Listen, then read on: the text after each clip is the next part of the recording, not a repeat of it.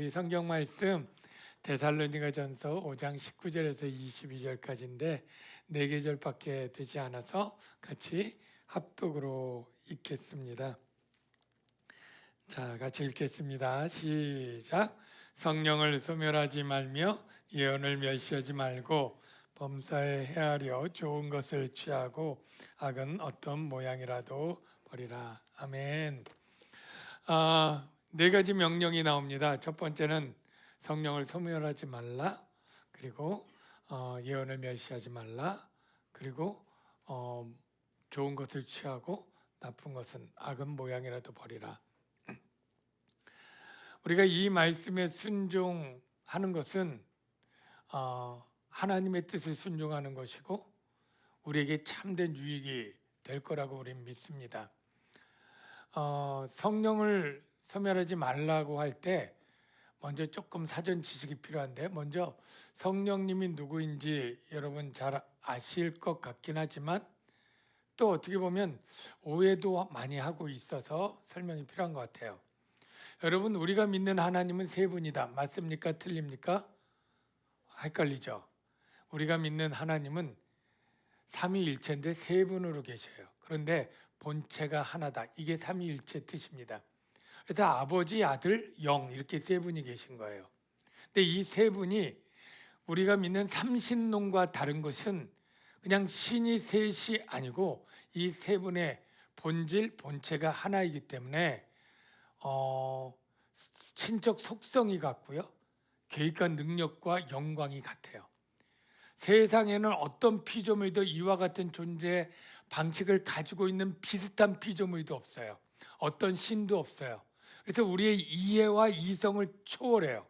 그러나 성경이 모든 것을 종합하면 하나님은 세 분이 계시고 그 세 분이 본체가 같다. 이게 우리가 믿는 하나님이에요. 우리가 삼위 하나님 성령님인데 이 성령님은 여러분들 생각처럼 하나님과 예수님과 성령님, 그래서 꼴찌 하나님처럼 생각을 하거나 그래도 하나님과 예수님보다 영광과 능력이 조금은 떨어지지 않을까 이렇게 생각한다면 틀린 거예요. 성경이 가르쳐주는 하나님은 그 세 분 모두가 누가 우열의 관계가 아니고 열등한 하나님이 없어요. 영광을 100%다 동일하게 받으시기에 합당한 분인데요. 특별히 성령을 소멸치 말며 이 말씀을 배우려면 성령 하나님이 어떤 분이시냐면은 바로 성령 하나님은 창조주 하나님이에요. 이상한데요? 창조주 하나님은 성부 야훼 하나님 아닌가요? 라고 말한다면 창조 사역의 주도권은 성부 하나님이 갖고 있는 게 맞지만 예수님과 성령님이 창조 사역에 같이 했어요. 요한복음에 보면 예수님 말씀 로고스 그로 말미암지 않고 되어진 것이 하나도 없다 이런 표현으로 예수님으로 말미암아 피조물이 지어진 것을 얘기하고요. 창세기 1장 2절에 보면 성령 하나님이 무엇을 했느냐? 생명과 창조 사역을 하십니다. 창세기 1장 2절에 보면 하나님의 영은 수면 위에 운행하시니라. 이때 이 운행은 우리가 지하철 운행, 버스 운행 그런 뜻이 아니고요. 원어를 보면 이 새가 마치 둥지 위에서 자기의 새끼들을 위해서 나풀거리는 그러한 의미의 단어인데 바로 하나님이 이 온 우주 만물에 하나님과 더불어 창조 사역을 할 때 생명을 불어 넣어주는 창조 사역을 의미하는 단어라고 이해를 해요. 그래서 욥이 이렇게 말합니다. 하나님의 영이 나를 지으셨고 누가요? 성령이 나를 지었다. 여러분 예수님이 어떻게 잉태됐습니까? 성령으로 잉태했죠. 네. 이렇게 성령은 생명을 만들어내는 그러한 놀라운 창조주 하나님이셔요. 여러분 성령을 여러분 가운데 혹시 내가 성령 받은 것이 의심된다 하는 분이 우리 하는 청년이 있을까요? 여러분들 가운데 내가 예수 그리스도가 주라고 믿어진다면 여러분은 성령 받은 것이라고 저는 믿습니다. 이건 고린도전서 12장 3절에 보면 누구든지 그리스도의 영이 아니고는 하나님을 주와 그리스도로 말할 수 없다라고 하는 말씀을 근거로 제가 믿는 바인데요. 여러분이 진심으로 예수가 하나님의 아들이고 내 죄를 위해서 구원하신 구주라고 믿어진다면 그것은 여러분 스스로 믿었다기보다는 여러분 안에 계신 성령님이 믿음을 주고 믿게 하신 것이라고 저는 믿어요.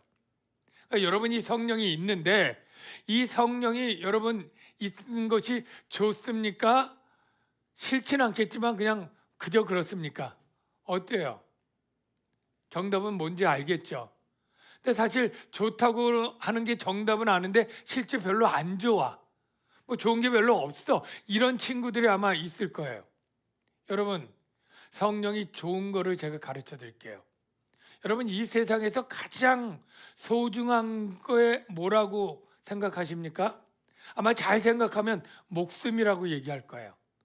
천하를 가져도 목숨을 잃으면 소용이 없잖아요. 근데 목숨하고 생명하고 같아요, 달라요? 똑같은 거 아닌가요? 여러분, 조금은 달라요. 목숨은 우리 육체의 생명만을 목숨이라 그래요. 근데 생명은 우리 육체의 생명뿐 아니라 우리 영의 생명이 있고 영원한 생명이 있어요. 이 모든 생명을 통틀어서 하나님은 영생이라고 말해요. 내가 너희에게 생명을 얻게 하고 더 풍성하게 얻게 하려 함이라. 예수님이 오신 목적인데 생명을 얻으면 됐는데 풍성한 생명은 또 뭐지? 바로 이게 영생의 의미로 들어가는 거예요. 바로 하나님의 생명은 그냥 시간적으로 오래 생명을 유지하는 것이 아니라 하나님의 풍요로운 삶을 누리는, 하나님이 공급하시는 무한성과 지혜를 가지는 생명, 그게 바로 우리에게 주어진 생명이에요.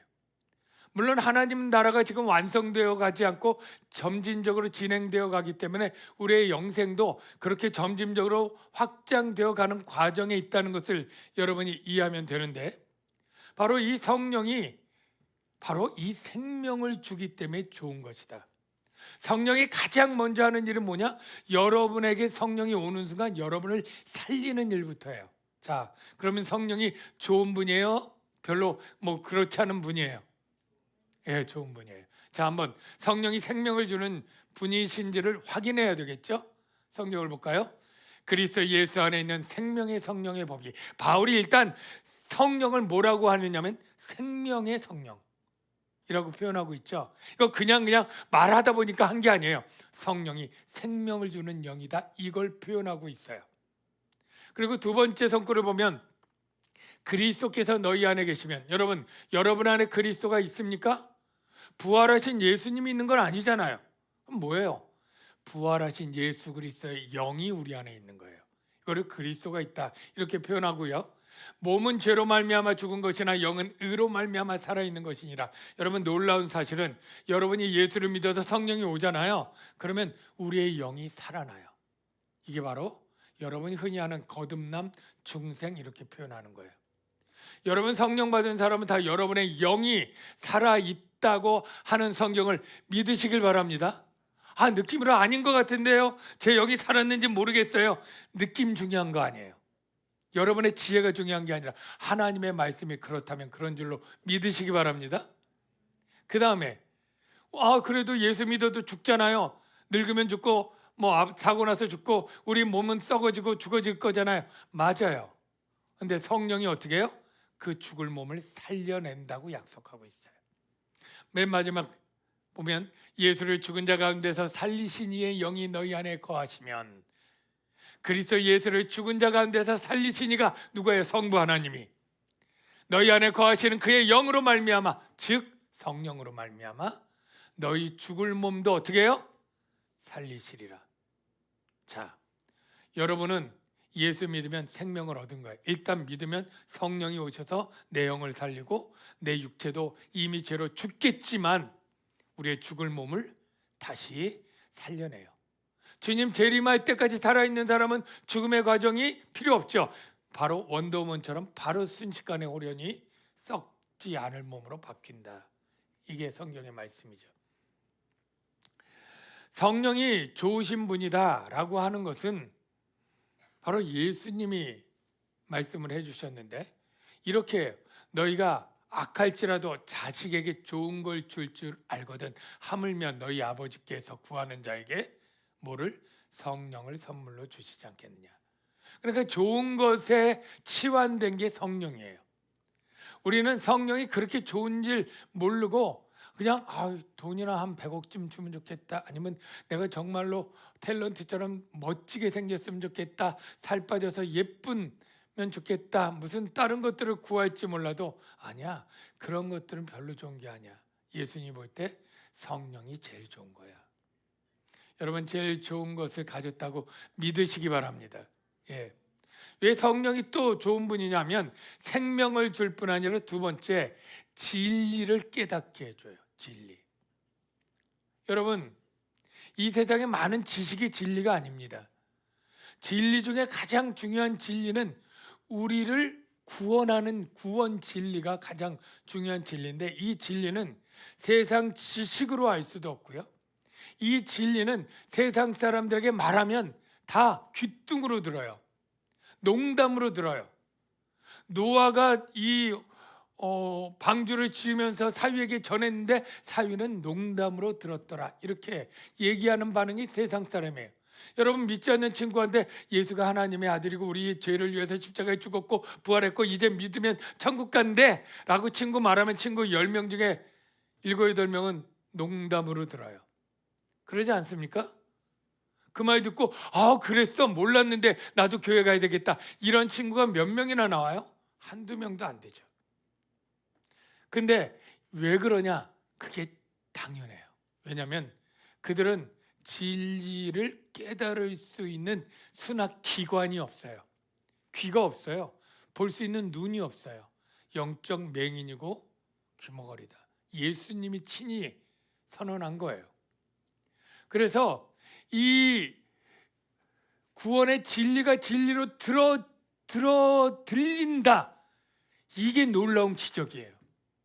여러분들은 기적이 초과학적인 여러 가지 현상들을 보는데, 성경이 볼 때 가장 기적은 성령의 역사로 말미암아 복음의 진리가 진리로 믿어진다. 그게 기적이에요. 왜? 어떻게 동정녀 탄생이 될 수 있어? 어떻게 죽은 자가 부활할 수 있어? 어떻게 예수님의 죽음으로 죄사함이 나에게 2000년 지난 나에게까지도 적용될 수 있어? 주님이 어떻게 재림하고 보이지 않는 하나님 나라가 어디 있어? 이게 이성과 상식으로 안 믿어지는 거예요. 과학을 초월한 거니까. 근데 그게 믿어진다? 내가 과학 공부까지 다 하고 내가 제법 논리적인 사람인데 왜 믿어져? 성령이 역사하는 거예요. 여러분, 그렇게 믿으시기 바랍니다. 믿어지는 분 아멘. 성령이 역사하기 때문에 그런 거예요. 여러분, 그래서 예수님이 이렇게 말해요.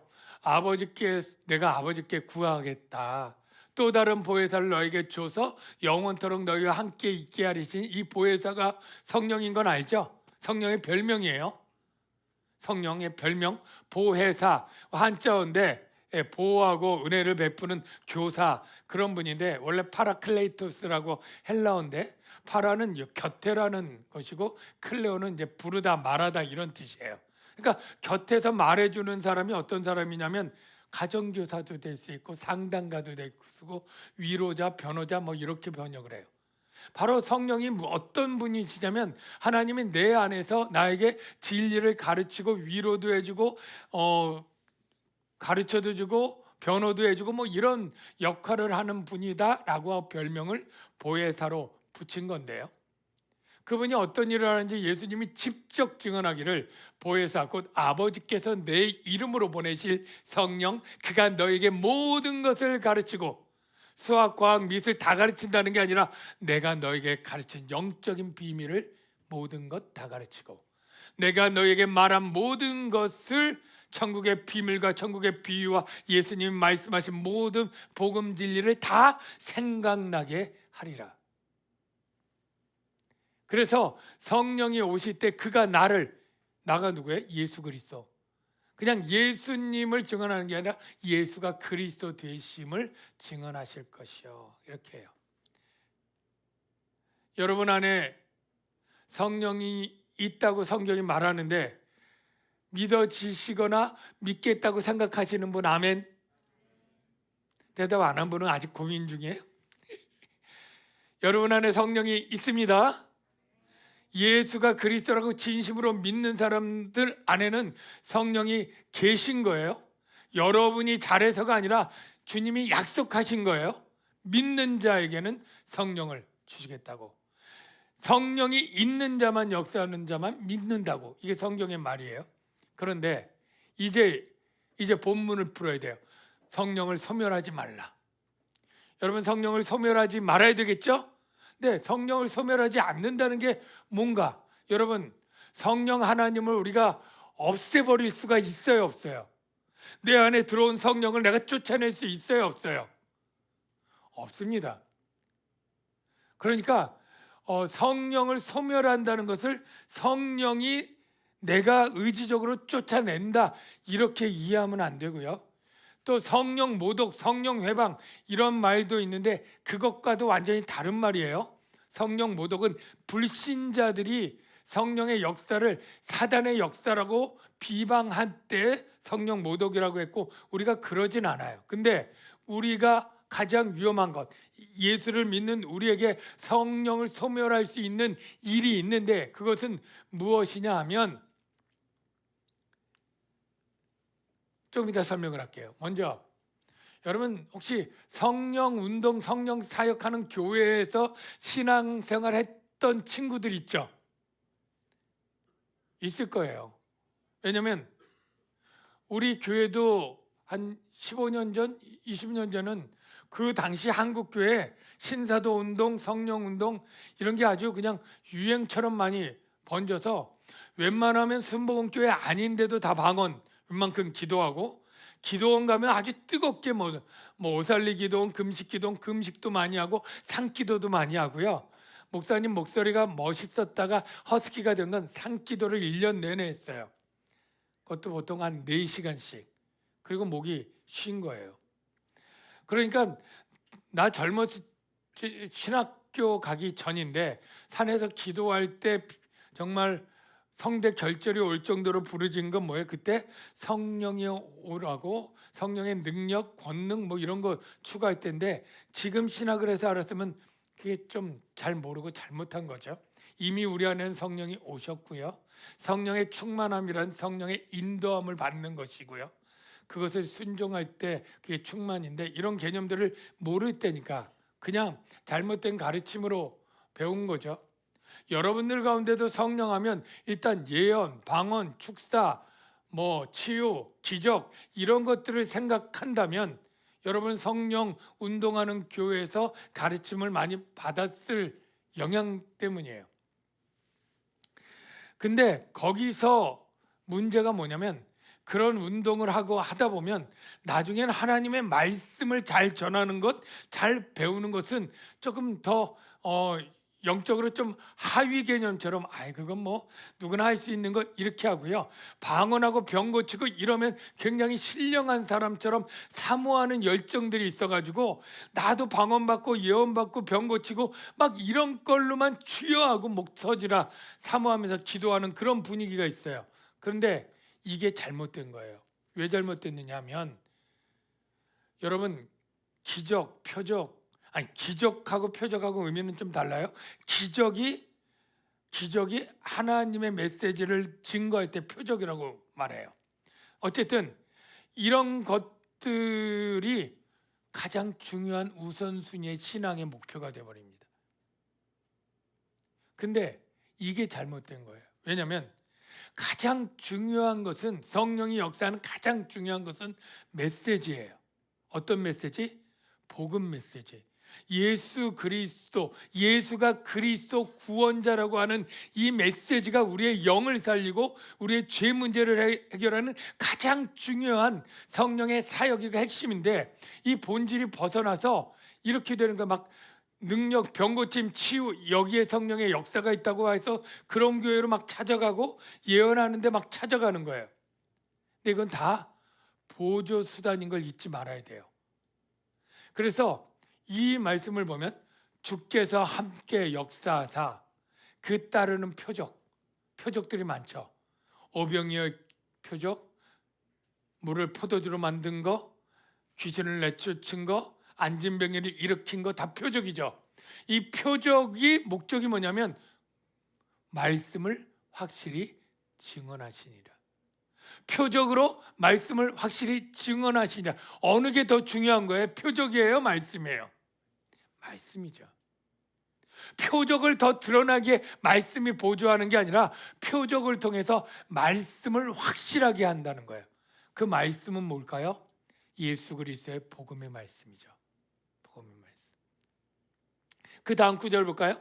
주께서 그들의 손으로 표적과 기사를 행하게 하여 주사 자기 은혜의 말씀을 증언하시니, 주님의 은혜의 말씀을 증언하시니. 중요한 게 뭐예요? 표적과 기사가 아니라 자기 은혜의 말씀. 왜 은혜예요? 복음은 은혜니까. 여러분, 오병이어의 기적을 보고 다 구원받습니까? 말씀을 안 들으면 그거 오병이어의 떡을 먹어도 죽는 거예요. 예? 물로 변화된 포도주를 먹는다고 구원받습니까? 아니, 안진뱅이가 나았다고 구원받습니까? 육체적 질병에서만 구원받은 거예요. 예? 참된 그의 영혼이 죄와 사망에서 구원받는 것은 예수 그리스도의 구원의 복음의 말씀, 이 말씀을 믿을 때 그의 영혼이 살고 영원한 생명을 추구하는데, 이 표적이 이 말씀을 잘 믿도록 하는 보조수단인데, 이게 더 신령하고 성도들의 목적이 되어버리면 완전히 본말이 뒤바뀐 거다라고 말할 수 있는 겁니다. 여러분, 성령의 그래서 사역 중에 가장 중요한 거는 뭐냐면 복음을 전하게 하는 사역이에요. 여러분, 오순절에 성령이 왔다는 것 다 웬만큼 아시죠? 사도행전에 보면 오순절날 전 세계에서 사람들이 모여서 하고 있는데 갑자기 120명이 기도할 때 성령이 하늘에 불같이 막 내려가지고 각 사람 머리 위에 있는데 그들이 다 이 모든 사람이 들을 것처럼 막 방언을 얘기하는 거예요. 근데 이 방언은 뭐 랄랄라라처럼 못 알아듣는 그런 방언이 아니라 각국의 언어예요. 불어, 도고, 뭐 일어, 뭐 그런 식으로 하여간 아랍어, 그런 식으로 정확하게 이해할 수 있는 언어 방언이에요. 그러니까 방언에도 두 종류가 있어요. 우리처럼 하나님께 영으로 비밀을 말하는 통역이 필요한 알아듣지 못하는 방언, 기도할 때 주로 쓰는 방언하고, 이 오순절날 방언은 사람이 들으면 알아듣는 그런 불어, 일어, 도고, 아랍어 같은 언어 방언이에요. 근데 그 방언을 그 사람들이 다 뭐 갑자기 능통하게 되어서 말하는 게 아니고 성령으로 그 말들을 해서 알게 되는데, 야, 놀랍다, 기적이네. 이게 중요한 포인트가 아니고 모두가 자기도 모르는 외국어로 하는데 중요한 거는 그 내용이 똑같더라. 그 내용이 아랍어와 일어와 도고와 불어와 이 모든 내용이 똑같다는 게 놀라운 거예요. 근데 똑같은 내용이 무슨 내용일까요? 바로 하나님이 하신 큰 일이라고 되어 있는데, 바로 하나님이 예수 그리스도를 통해 구원하는 그 일. 자, 한번 본문을 볼게요. 마치 불의 혀처럼 갈라지는 것들이 그들에게 보여. 오순절날 방언이죠. 각 사람이 하나씩 임하였더니 그들이 다 성령의 충만함을 받고, 성령이 말하게 하심을, 성령 충만하면 성령이 말하게 하심을 거절할 수가 없어요. 그러니까 그 말을 따라서 막 하는데 다른 언어들로 말하기 시작하니라 우리가 다 우리의 각 나라의 언어로, 그때 나라가 열 몇 개 정도 됐는데 하나님의 큰 일을 말함을 듣는다. 하나님의 큰 일 뭐예요? 하나님이 하신 큰 일, 그 아들을 통해서 사람이 되게 하고 십자가에 죽게 하고 믿는 자의 죄를 사하시고 구원하시는, 이게 가장 큰 일이에요. 이 일을 말로 하는 거예요. 여러분, 우리가 성령이 임하시면 권능을 받고 기적을 행하리라 이렇게 끝나요? 능력을 행하리라, 물론 그런 말도 있죠. 뱀을 집으며 뭐 독을 마실지라도 해를 받지 아니함 있지만, 가장 중요한 건 그게 중요한 게 아니라 끝에 내 뭐가 되라? 증인이 되라. 증인 뭐예요? 예수가 그리스도라고 복음을 전하는, 이게 성령이 주신 가장 중요한 거예요. 그렇다면 성령을 소멸하는 걸 뭐라고 이제 이해하면 될까요? 여러분 안에 예수를 믿죠? 구주라고 믿죠? 근데 믿지 않는 친구들, 믿지 않는 가족들이 있죠. 그럼 내가 성령이 충만하면 뭐부터 느낄까요? 저 사랑하는 친구가, 부모님이, 동생이 예수 믿고 구원받아야 되는데 이 세상에서 그냥 잘 먹고 잘 사는 것만 빠져 있다가는 그렇게 살 수는 있겠지만 결국에 죽어서 지옥에 심판받고 영벌을 당할 건데, 이런 안타까움이 내 안에 성령이 있으면 들을까요? 안 들을까요? 너무 쉬운 질문이라 대답을 안 하기로 한 거죠. 당연히 들게 돼 있죠. 우리는 그게 안타까운 거예요. 안타까워요. 말을 해줘야 돼요. 그런데 우리가 그 성령을 소멸한다? 뭐예요? 성령의 불을 꺼버리는 거예요. 왜 성령을 불로 비유했는지를 조금 먼저 얘기하면, 성령은요 왜 불로 했냐면 불의 특징 중에 죄를 태우는 게, 불의 특징 중에 쓰레기 태우잖아요. 죄악을 태우는 성질이 비슷해요. 그래서 성령은 심판하는 영과 소멸하는 영으로 더러움을 씻고 정결하게 있게 하시고 성령과 불로 세례를 베푸실 거죠. 다 씻는 거예요. 그런데 그 성령은 어떻게 우리의 더러움을 책망하면서 회개시켜서 씻는 거죠. 그래서 불의 성질과 비슷하고요. 또 하나, 불의 성질은 등불을 딱 켜면 뭐예요? 환하게 비춰서 어둠을 떠나게 하는데, 이거는 뭐에 해당되냐면 무지와 영적 무지를 밝혀서 진리로 인도하는 그러한 불의 성격을 보여주는 거예요. 그래서 너희가 세상의 빛이라, 그래서 등불은 등경 위에 둔다. 그리고 세상에서 그들 가운데 빛들로 나타내고 생명의 말씀을 너희가 해라. 뭐 이런 말씀들이 다 성령 받은 사람들이 진리의 빛을 비추기 때문에 성령을 등불처럼 비유를 했는데, 우리가 성령을 소멸하는 일들은 어떤 거냐면, 데살로니가 교회 성도들이 예수 믿고 성령을 받았어요. 이제 동족들 친구들에게 얘기를 하려고 그러니까 그들이 너무 핍박을 하고 반대가 심한 거예요. 그러니까 그들의 영혼을 생각하면 성령은 가서 복음을 전하라 라고 얘기를 하는데, 두려움 때문에 못 전하거나, 그리고 스스로 전했는데 안 믿었어, 관계가 더 나빠질 것 같아, 두려워서 안 믿는 거예요. 안 전하는 거예요. 이게 성령을 소멸하는 거예요. 우리는 세상을 때때로는 책망해야 됩니다. 생명의 말씀을 그들로부터 밝혀서 빛들로 나타나게 해야 돼요. 그런데 우리가 안 해요. 안 할 때 핑계를 이렇게 대고 있어요. 목사님, 제가 잘하는데요, 우리 형은요 성격상 한만 전해도 안 들어요.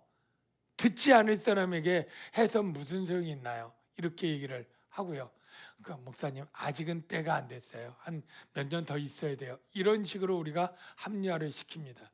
그런데 이게 틀린 겁니다. 성경은 우리에게 뭐라고 말하냐면, 그들은 심히 패역한 자라, 안 들을 것이지만 그들이 듣든지 아니 듣든지 너는 내 말로 고할지니라. 내 말, 하나님이 주신 복음의 말을 전하라. 너는 말씀을 전파하라. 때를 얻든지 못 얻든지, 때가 적당해 보이든지 안 적당해 보이든지 항상 힘쓰라. 여러분, 이게 하나님의 명령이라고 여러분 믿으시면, 여러분이 그동안 전도해야지, 복음을 전해야지 하고 또 눌렀던 것들이 잘못되었다는 것을 좀 깨닫게 될 거예요. 그리고 지금은 용기를 이제 내서, 혹시 친구나 가족이나 누가 안 믿는다면, 하여간 내가 할 수 있는 방법대로 말로 하든 글로 하든 카톡으로 하든 예수 그리스도를 믿고 이렇게 해주길 바라고, 그분이 우리의 구원자인데 나는 누구를 위해서 기도할게, 이렇게 여러분이 전할 수 있지 않을까요? 그리고 바울은 데살로니가 교회에게 두 번째, 예언을 멸시하지 말라고 했는데요. 여러분 중에 예언을 정말 오해하는 사람들이 꽤 많습니다. 예언을 많은 사람들이 미래의 일을 맞추는 마치 점쟁이들을 만나는 것처럼 예언을 이해하는 경우가 많아요.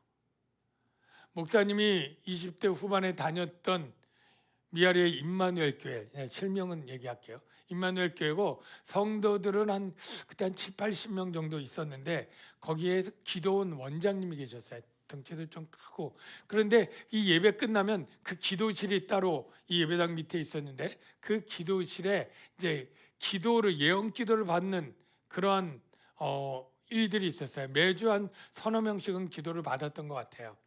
그래서 뭐 매주 받는 건 아니고 무슨 일 있을 때 갈 때는 또 감성금을 꼭 내라 그래가지고 감성금 들고 이렇게 가서 줄 서가지고 나중에 기도를 딱 해가지고 우리가 이제 신상품을 개발했는데 이게 잘 될까요? 안 될까요? 사업을 위해서 기도해 주세요. 우리 자녀를 위해서 기도해 주세요. 지금 뭐 이렇게 했는데 뭐 이러면서 기도를 받아요. 그러면 막 방언으로 막 기도를 한참 한 후에 이제 괜찮다고 어떻다고 이렇게 조언을 해주고 고맙다고 기도해 주셔서 감사금 드리고 이렇게 나오는데 나중에 이게 조금 이상하다고 생각한 게 우리 누나가 교회를 조금 이제 다녔는데 거기 딸만 둘인데 아들을 낳고 싶어 했어요. 아들을 막 사모했는데 어느 날 임신을 했다는 거예요. 그런데 이게 아들인지 아닌지 아직은 몰라. 기도를 받으러 갔어요. 그랬더니 막 기도하더니 이번에는 아들이니까 편안하게 나라고. 그런데 나중에 몇 개월 지나니까 성별이 나오잖아요. 딸인 게. 근데 믿음으로 계속 기도하라고. 그래서 낳는데 당연히 딸이죠. 그리고 시험에 들었어요. 차라리 그냥 예언을 하지 않았으면 좀 서운할 수 있어도 신앙의 시험을 들지 않을 텐데 그 당시에는 그런 예언들이 굉장히 많았어요. 예? 여러분 예언은 미래의 어떤 일을 말하는 게 성경이 말하는 예언이 아니에요. 그래서 이걸 구분하기 위해서 여러분 한자를 조금 얘기를 하면 미리 예의 말씀은 미래 일을 말하는 건데 땡 이게 아니라는 거예요. 성경에 예언할 때는 맡길 예 무슨 예라고요? 맡길 예 잊지 말아요. 맡길 예. 여러분 예금 알죠? 예금을 내가 맡겼어. 그럼 내가 찾아 쓸 수 있는 돈은 그 예금 한도밖에 없는 거예요. 그 돈만 찾아 쓸 수 있는 거예요. 하나님이 우리에게 예언한다는 것은 우리에게 하나님 말씀을 맡겨요. 예언자에게, 선지자에게 너는 내 말을 이렇게 전해라. 이스라엘 백성에게 이렇게 해라. 이렇게 맡기는 말씀만을 전하는 게 예언이에요. 그래서 대언이라고도 얘기를 해요. 에레미야가 하나님께 말씀을 받았어요. 그래가지고 받은 말씀이 뭐냐면 너는 내가 징벌해서 너는 바벨론에 질 것이고 포로 생활 70년 할 것이다. 이게 하나님이 맡겨준 말씀이에요. 근데 이 말씀을 하니까 왕과 백성들이 다 난리치는 거예요. 아니 우리가 선민인데 우리가 망한다고 우리에게 평안을 전하지 않는 너는 거짓 선지자야. 막 이렇게 막 오히려 예레미야에게 막 혹독하게 막 저항을 하고 막 욕을 하고 하니까 에레미야가 좀 주눅도 들었어요. 근데 그 당시에 하나냐라고 하는 선지자가 있었는데 그 하나냐는 오히려 평안을 얘기하는 거예요. 하나님이 회복시켜 줄 것이다. 걱정하지 말아라. 하나님이 그러잖아요. 쟤는 내가 보낸 선지자도 아닌데 거짓을 말한다. 내가 저를 당장에 죽이리라. 그에 바로 죽습니다. 때로는 하나님이 맡겨주신 말씀이 우리 귀에 다 좋은 평안의 말씀이 아니라 때로는 심판도 있고요. 책망도 있고요. 무서운 말씀도 있어요. 그런데 그건 다 우리를 위해서 돌이키려고 하는 다 선하고 좋은 말씀인데 전하는 자가 사람들의 회중의 인기를 생각하고 그들에게 어떤 반응을 생각하면서 하나님의 말씀을 왜곡하고 첨삭한다. 이게 거짓 예언이 되는 거예요. 여러분 예언이 미래의 일이 아니고 하나님 맡겨주신 말씀만을 전하는 것을 알 수 있는 특징이 뭐냐면 성경에 예언을 미래의 일이라고 하지 않고 그 당시 교회 성도들에게 주는 말씀이란 게 여기 나타나는데요. 고린도 교회에 보면 사랑을 추구하며 신령한 것을 사모하되 특별히 예언을 하려고 하라. 예언하는 자는 사람에게 말하여 자 예언이 내용이 뭐예요? 덕을 세우며 권면하며 위로하는 것이요. 여기 덕을 세우는 것은 교회를 세운다, 집을 세운다 이런 뜻인데, 쉽게 말해서 교회 성도들은 믿음이 잘 든든히 세워지면 덕을 세운다 이렇게도 이해하면 돼요. 무슨 말인지 알겠죠? 바로 그러기 위해서 내가 예언을 할게요. 여러분, 믿음 안에 거하십시오. 더 사랑하십시오. 주님을 소망하십시오. 이게 예언인 거예요. 하나님이 그 당시 성도에게 이렇게 권면 위로 덕을 세우는 이런 예언인데, 한국 교회에서 예언을 마치 점쟁이에게 미래의 어떤 일을 맞추는 것처럼 했던 게 완전히 예언을 오해하고 잘못된 것이죠.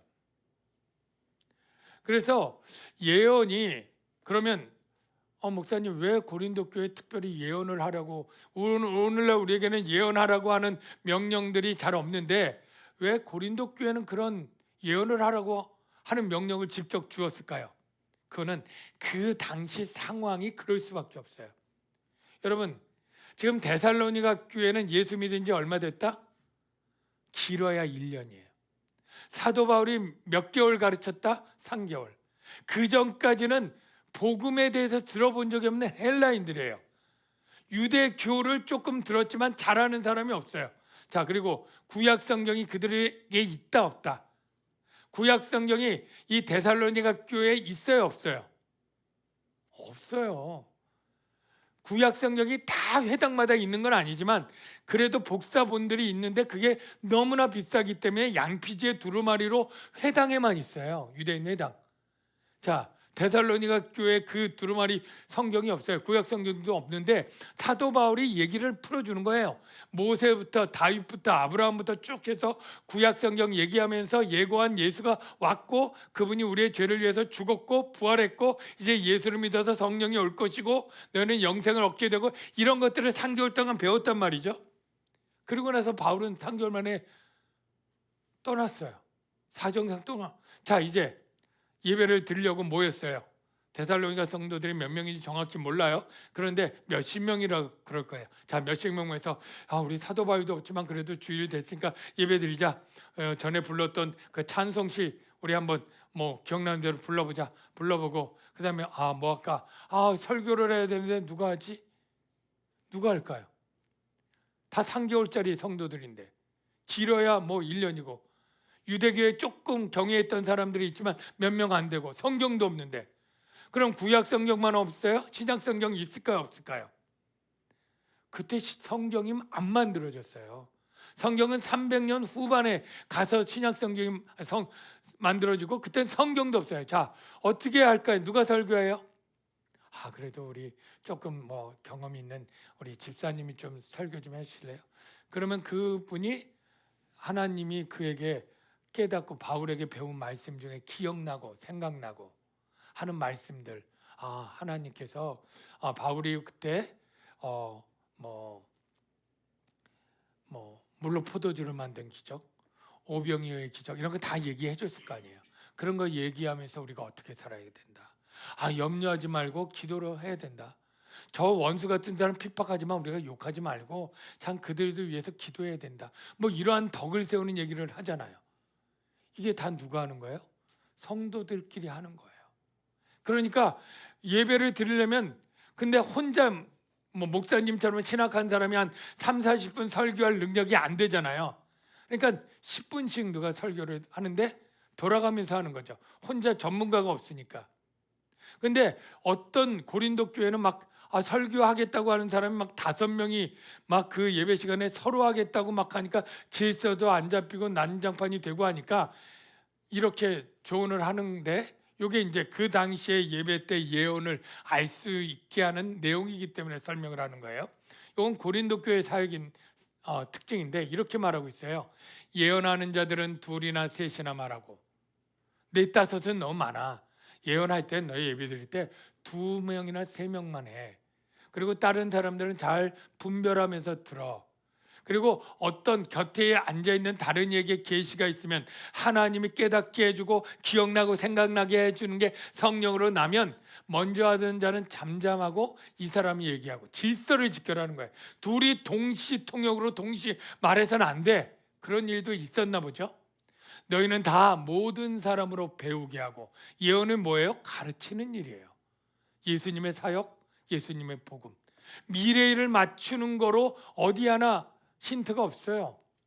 모든 사람을 배우게 하고 모든 사람으로 견면을 받게, 믿음을 잘 지켜라, 핍박을 이겨내라, 인내하자, 우리 소망 가운데 지키자, 서로 권면하는 게 예언인 거예요. 하나씩 하나씩 예언할 수 있느니라. 단 예언하는 자들의 영은 예언하는 자들에게 제재를 받나니.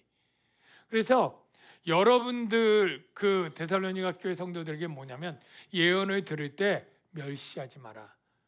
저 저나 나나 똑같은 집사인데 뭐 이렇게 뭐 사도도 아닌데 이렇게 무시하지 말고, 하나님의 말씀이 남종이나 여종이나 말세 때가 이르니 자녀들은 예언할 것이요, 막 이런 말씀 있죠, 요엘서에. 그것처럼 이렇게 예언할 때 저나 나나 똑같은 뭐 성도인데 이러지 말고 예언을 멸시하지 말라, 이 말씀을 준 거예요. 여러분들 혹시 설교 말씀 가운데 하나님의 말씀이 분명한데도 내가 듣기 싫어, 그리고 취사 선택해서는 안 됩니다. 에레미야가 말할 때 그 백성들의 반응은 듣기 싫다, 죽여버리자, 이거 잘못입니다. 훈계받기를 싫어하는 자는 자기 영혼을 경히 여김이라. 예언을 멸시하는 자는 자기 영혼도 멸시하는 것과 같습니다. 여러분, 하나님의 말씀이 분명하다면 여러분 순종으로 받는 여러분들이 되시기를 주의 이름으로 축원합니다. 여러분의 감정으로 판단하지 마세요. 예수 믿는 자에게 성령 받았다 할 때 느낌상 없는데, 그렇게 난 아닌데, 이러지 마세요. 여러분의 느낌이 중요합니까? 하나님의 말씀이 중요합니까?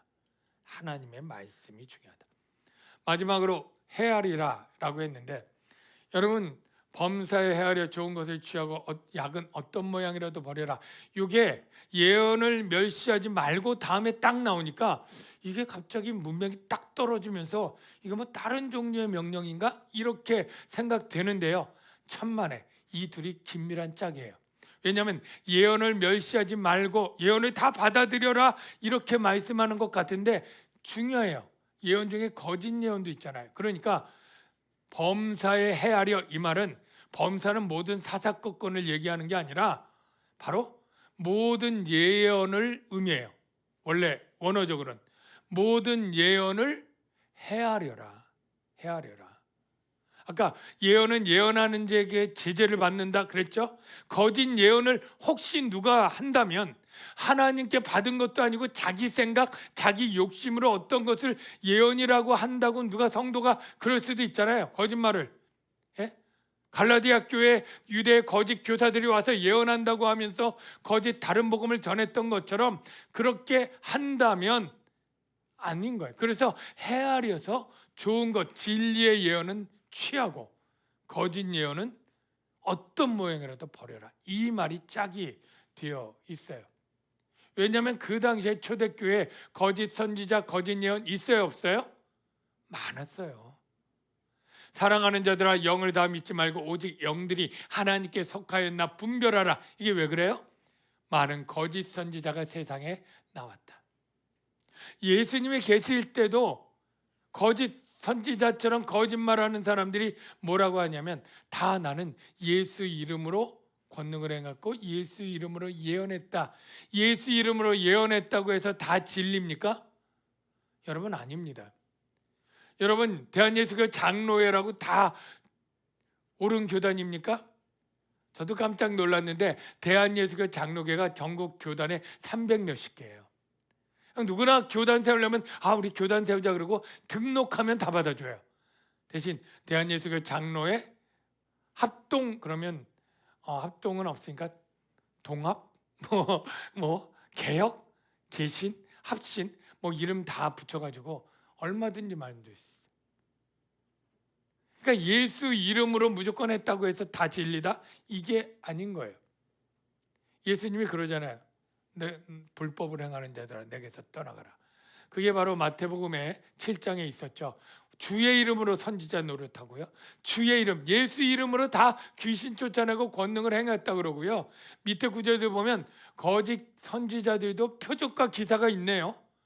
우린 거짓 선지자들은 능력이 없을 거라고 그래 짐작하지만 성경은 거짓 선지자들이 일어난 큰 표적과 기사를 보여 할 수 있으면 택하신 자들도 미혹하리라. 그러니까 많은 사람이 넘어가는 게 이 뭡니까 구원파 같더니 내 친구가 변했어. 삶이 달라졌어. 그러니까 거기서 진리인가 봐. 여러분, 얼마든지 우리는 감정대로 삶이 바뀔 수 있는데 그게 진리의 당위성을 주는 것은 아닙니다. 얼마든지 표적이 일어날 수 있다니까요. 기적처럼. 그렇다고 표적 있고 기적 있다고 다 그게 진리가 아니라는 거예요. 그래서 우리가 정확하게 헤아려야 되는데 그 당시에 옛날에는 거짓 위패적, 거짓 돈, 위조 지폐, 위조 화폐가 그 당시나 지금이나 또 있었고, 내가 금이라고 하는데 사실 순금이 22K인가요? 24K인가요? 뭐죠? 18K 뭐 그런 거 있잖아요. 14K. 그런 것들을 분별하는 사람이 있었어요. 그런 분별하는 행위가 도키마조라고 하는데 이 헬라어고요.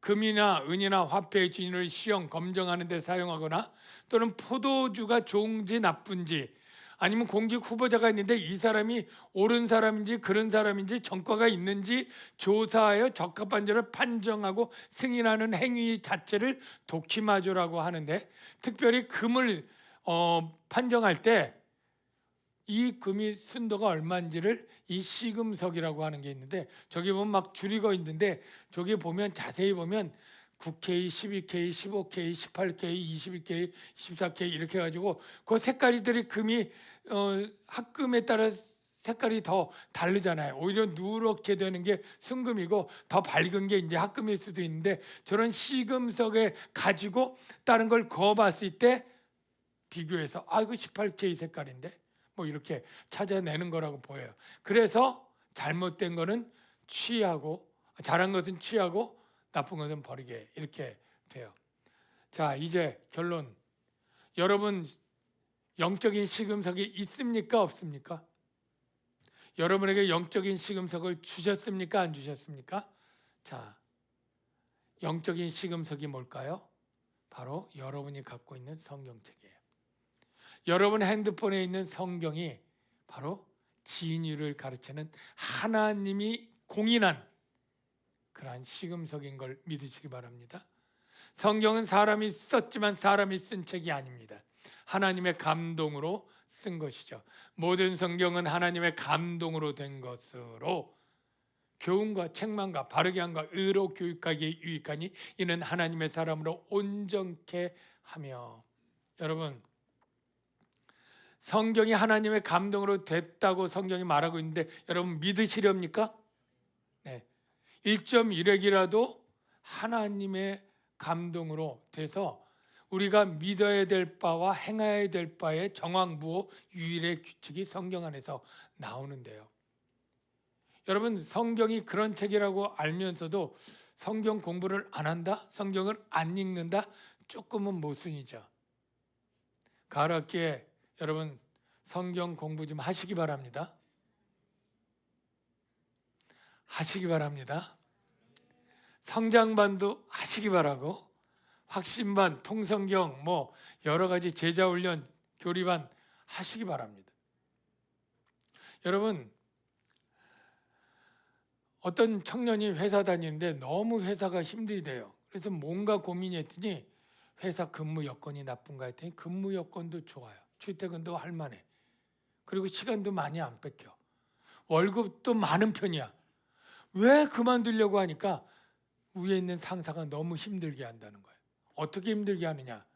뭔가 일을 시킬 때 정확한 규정도 없이 시키고 맨날 자기 마음에 안 들면 기획관 내고 하면 내가 원하는 게 아닌데 왜 이렇게 했느냐고 그렇게 화를 낸다는 거예요. 고쳐가면 또 트집 잡고 따르게 가면 따르게도 하고 힘들게 한다는 거예요. 여러분 우리 하나님은 그러질 않아요. 하나님은 분명히 우리가 어떻게 할지를 정확하게 가르쳐 주세요. 우리가 몰라서 못하지 않도록 우리가 불순종하려면 불순종할 수 있지만 몰라서 거역하는 일이 없도록 하셔요. 여러분, 바벨론 시대, 아까 에레미야가 있었던 때 바벨론 포로로 갈 때 605년에 첫 포로로 가게 되는데, 그때 즉위한 바벨론 왕 이름이 누군지 아세요? 5글자인데 느부갓네살. 예. 4살의 왕이 됐다고 착각해서는 안 돼요. 네. 그냥 느부갓네살이에요. 근데 그 왕이 하루는 꿈을 꿔요. 근데 그 꿈이 너무나 이상하고 신비로운 꿈이에요. 여러분 그거 알죠? 나중에 보면 한 신상을 봤는데 뭐 이런 게 있는데, 근데 중요한 건 이 꿈을 그 바벨론의 전 제국에 있는 가장 똑똑하고 꿈의 몽 잘하고 술객들, 박사들 이런 사람 불러가지고 이렇게 말하는 거예요. 내가 아주 기묘하고 이상한 꿈을 꿨는데 너무 궁금하다. 그런데 너희들이 그 꿈을 맞춰봐. 그리고 해몽해봐. 이렇게 얘기를 한 거예요. 아니 그 술객들이 다 난리를 치는 거예요. 왕이시여, 꿈을 우리에게 알려주십시오. 꿈을 알려주면 그 꿈을 해몽해 드리겠습니다. 그랬더니 펄쩍 뛰면서 내가 꿈을 알려주면 너희들이 그 꿈의 해석을 거짓으로 해도 내가 어찌 판단할 수 있겠느냐. 너희가 정말 진짜인 것을 알 수 있도록 꿈도 맞춰보고 그에 따른 해석을 하면 내가 그 해석을 신뢰하고 믿을 수 있겠다. 이렇게 얘기를 하는 거예요. 그러니까 그들이 난리를 치면서 왕이시여, 이거는 신의 영역에 있는 것이고 사람에게는 못합니다. 막 이렇게 하니까 난 이미 명령 내렸고 너희가 자꾸 이렇게 하는 것은 시간 질질 끌어가지고 내가 변심해서 이 명령을 취소하기나 바라려고 하는 그런 나쁜 생각이지 내가 가만두지 않겠다. 이렇게 얘기를 합니다. 그 내용이 이렇습니다. 갈대아 술사들이 왕에게 이르되 왕께서 그 꿈을 종들에게 이르시면 우리가 해석하여 드리겠나이다. 그랬더니 왕이 이르되 내가 이미 명령을 내렸고 너희가 만일 꿈과 그 해석을 내게 알게 하지 아니하면 너희 몸을 쪼갤 것이며, 끔찍하죠.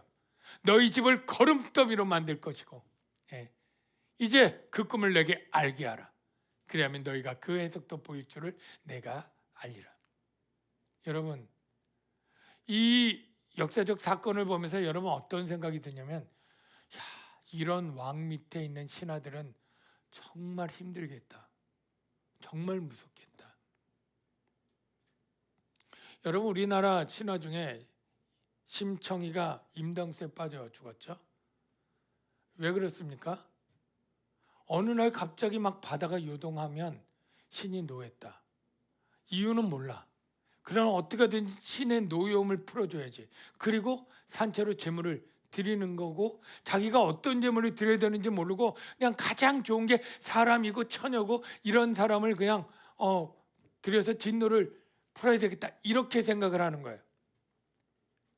여러분, 이 세상에 있는 신들은 노하고 진노할 때 내가 왜 노했는지, 왜 화가 냈는지, 내가 풀기 위해서 너희들이 어떻게 해야 되는지, 제물을 정말 그렇게 드리면 맞는지, 제물을 어떻게 제사 드리는 법이 있는지 하나도 안 가르쳐줘요. 그리고 막 진노를 화내고 뒤집어 엎는 거예요. 이게 세상의 악한 신들이에요. 폭군의 모습과 똑같죠. 그런데 우리 하나님은 어때요? 놀랍게도 우리 하나님은 친절하게 내가 뭘 좋아하고 내가 뭘 싫어하고 너희는 어떻게 해야 되는지를 자상하게 알려줘요. 그게 우리 선한 하나님이에요. 사람아, 주께서 선한 것이 무엇임을 내게 보이셨나니 주의 선한 영을 주사 그들을 가르치시고 내 이름으로 보내실 성령이 너에게 모든 것을 가르치고 모든 것을 생각나게 하리라. 여러분, 우리가 믿는 하나님이 그래서 선하신 거예요. 우리가 혹시 잊어버릴까 봐 보혜사 성령을 보내서 예수님의 말씀이 이거고 그래서 믿음을 지켜야 되고 이게 하나님의 뜻이고 이게 하나님의 기뻐하고 이건 하나님 미워하시는 일이고 서서히 가르치고 감화하시고 감동하고 때로는 탄식하고 기도하면서 우리를 인도하시는 분이세요. 이런 선하신 하나님 우리가 어찌 사랑하지 않고 이렇게 선을 베푸신 하나님께 어찌 계명을 순종하지 않을 수 있겠습니까? 여러분 그렇게 하나님의 말씀을 간절히 사모하고 믿고 순종하는 삶을 살아야 될 줄로 믿습니다. 그래서 오늘 같이 부를 찬양이 이건데요. 오늘 이곳에 계신 성령님, 우리에게 말씀하시고 우리를 가르치소서. 닫힌 우리 마음 열어주시고 주의 빛으로 우리를 인도하소서. 네, 조명을 바꿔서 켜주세요.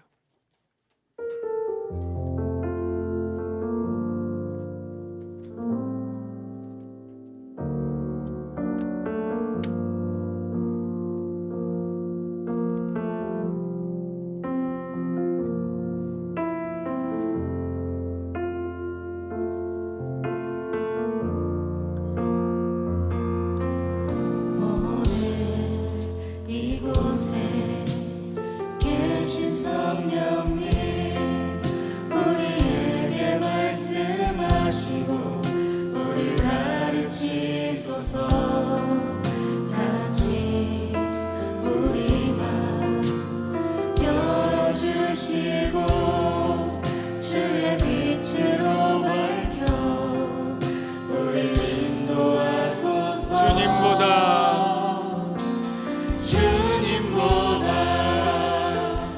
앞서지 않고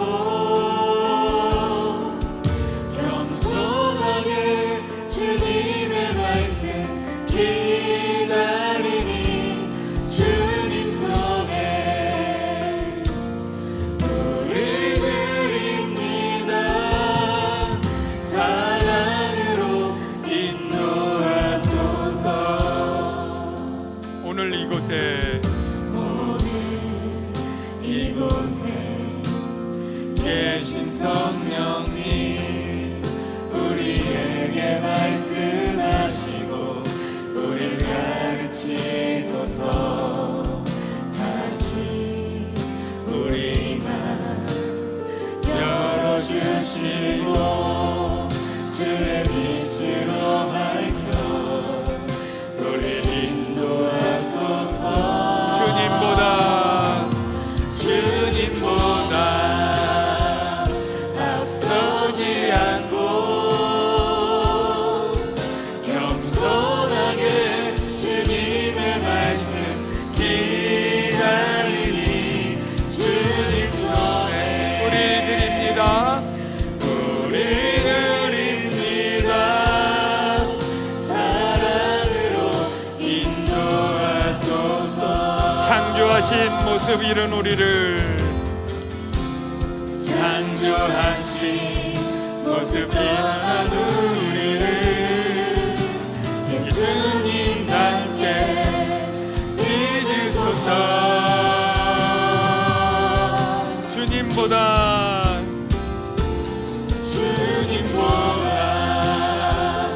앞서지 않고 겸손하게 주님의 말씀 기다리니 주님 손에 우리 드립니다. 사랑으로 인도하소서. 여러분 눈을 감으시고요. 여러분은 내가 예수를 구주로 정말 믿는다면 내 안에 성령이 있음도 여러분 믿으셔야 돼요. 내가 성령을 그동안 인식하지 못했건 잘 깨닫지 못했어도 성령이 있는 것이 사라지는 게 아니에요. 성령은 있으셨어요. 근데 우리가 의식하지 못했을 뿐이죠. 이 시간에 나는 이렇게 기도하면 좋겠어요. 성령님, 이제 나를 주관하시고 나를 이끌어 주시고 인도해 주세요.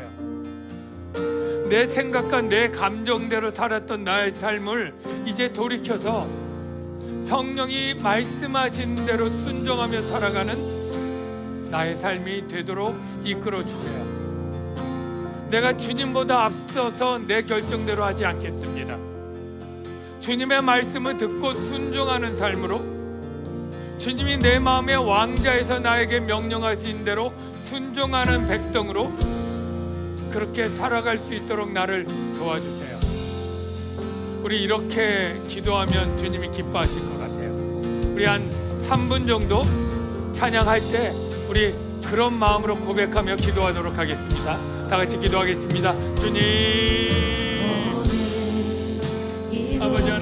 시간에 우리 안에 계신 성령님을 믿습니다.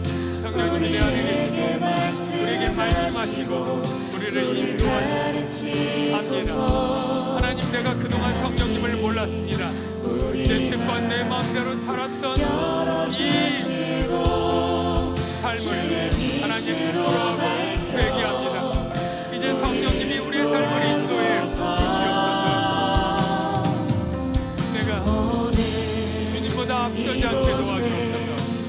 주님의 뜻을 묵살하거나 멸시하지 않게 하시고 주의 사역을 소멸하지 않게 하시고 온전히 주님의 뜻대로 순종하며 살아갈 수 있도록 주여 도와주시옵소서. 하나님, 우리의 강박한 마음에 성령께서 우리의 불로 채우시고 녹여 주시옵소서. 성령께서 우리에게 아버지 하나님 함께 하시고 아버지 하나님 이끌어 주시옵소서.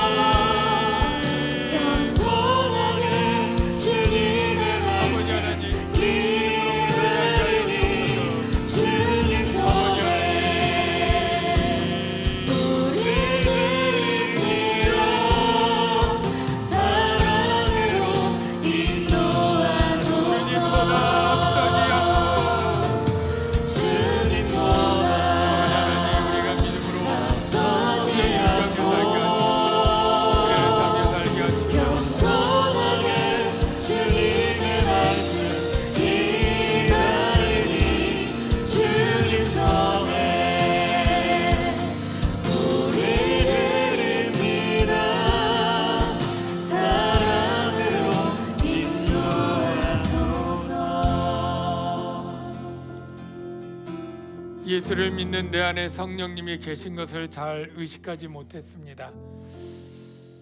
성령님이 탄식하며 때로는 근심하며 나를 지켜보셨을 것을 생각하니 참 부끄럽습니다.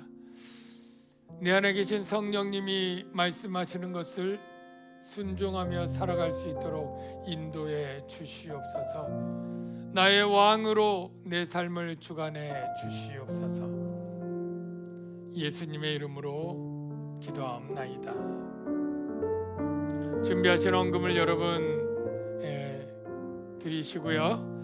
이미 들어오실 때 헌금하셨고 또 온라인으로 많이 여러분들이 11조 헌금들을 하신 줄을 압니다. 그래서 이 시간에는 제가 기도하도록 하겠습니다. 하나님, 주님의 사랑과 은혜를 생각하며 주일 헌금 감사헌금을 드렸습니다. 우리에게 생명과 재능 얻을 능을 주신 하나님을 인정해서 나의 모든 소득이 주님 손에서 받은 것이라는 고백을 담아 정성껏 온전하게 11조를 드렸습니다.